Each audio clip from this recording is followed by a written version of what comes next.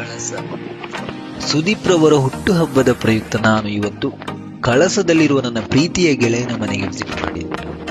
ಕಳಸ ಅಂದ್ರೆ ಸುಮ್ಮನೆನಾ? ಅಲ್ಲಿಯ ವಾತಾವರಣ, ಅಲ್ಲಿಯ ಡಿವೈನ್ ಪವರ್, ಅಲ್ಲಿಯ ಸ್ಥಳವನ್ನು ಅಷ್ಟು ಚಂದ ಮಾಡಿದೆ.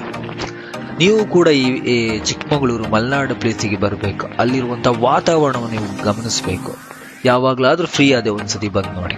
ಹಾಗೆ ನಮ್ಮ ಪ್ರೀತಿಯ ಗೆಳೆಯನಾದ ನಯನ ಬಗ್ಗೆ ಹೇಳ್ಬೇಕಂದ್ರೆ ಸಿಂಪಲ್ ಆಗಿ, ನೋಟವನ್ನೇ ಸೆರೆ ಹಿಡಿದು ಮನಸ್ಸಿನಲ್ಲಿ ಮರೆ ಮಾಡಿದೆ ನಯನವಿದು ಬಲುವಿನಯ.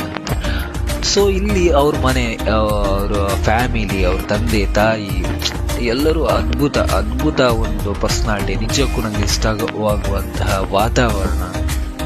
ಸೊ ಮಲೆನಾಡು ಅಂದ್ರೆ ಯಾರಿಗೆ ಇಷ್ಟ ಇಲ್ಲ? ಅವ್ರು ಬಿಡಿಸಿರುವಂತಹ ಚಿತ್ರ. ಇವತ್ತು ಸುದೀಪ್ರ ಹುಟ್ಟುಹಬ್ಬದ ಹಾರ್ದಿಕ ಶುಭಾಶಯಗಳು ಸರ್. ಹಾಗೆ ಅವರು ಚಿತ್ರಗಳನ್ನು ನೋಡ್ತಾ ಇದ್ರೆ ನಿಜಕ್ಕೂ ಸೊ ಎರಡು ಕಣ್ಣು ಸಾಲದು. ಪೇಂಟಿಂಗ್ಸ್, ಅರ್ಕೆಲಿಕ್ ಪೇಂಟಿಂಗ್ಸ್ ಹೇಗಿದೆ ನೋಡಿ. ಸೊ ನಿಜಕ್ಕೂ ತುಂಬಾ ಚೆನ್ನಾಗಿದೆ.